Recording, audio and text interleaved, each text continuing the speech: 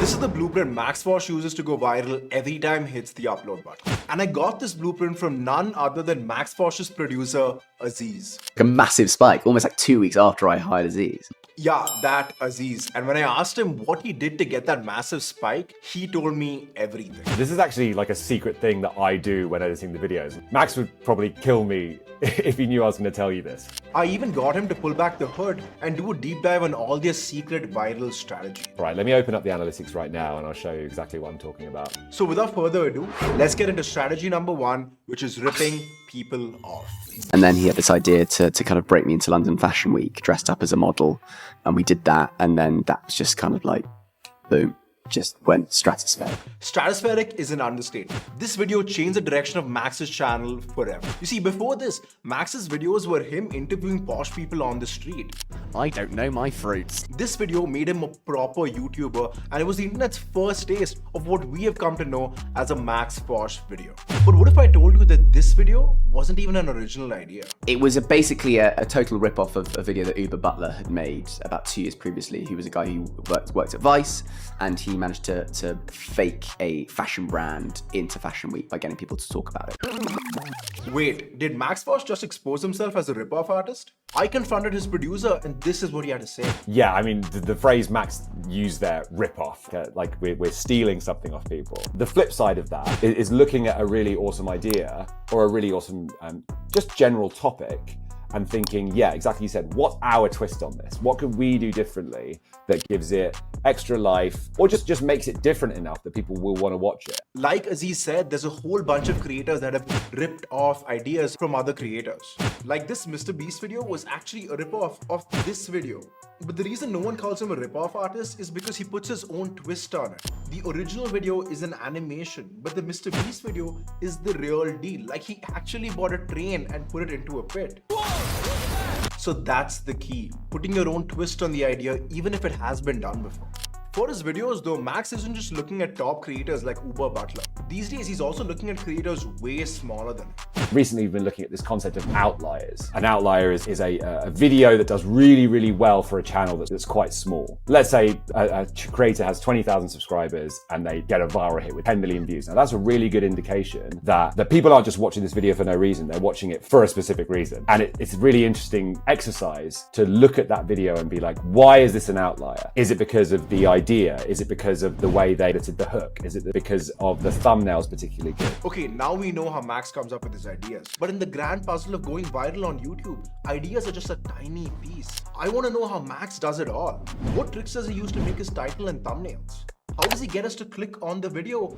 And how does he hold our attention? Lucky for us, Max reveals all of this on the Colin and Sameer podcast. The title is your what, the thumbnail is your how, and the first minute is your why. Okay, wow. Let's see that in action in this video right here. Max becoming a royal is what the video is about, and you see that in the title.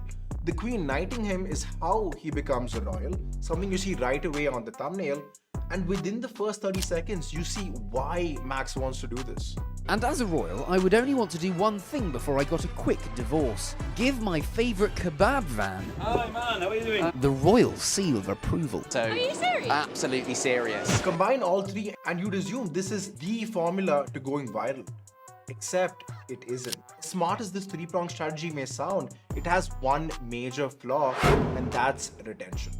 And we sometimes see like huge retention drop off after the first 10 seconds because they've got what they came for. Great, happy days. Giving the audience what they came for right away is a double-edged sword. The positive is that you immediately confirm to the audience that the video wasn't clickbait, but the negative is that they have no reason to stay till the end of the video. So Max fixes this by putting in a question.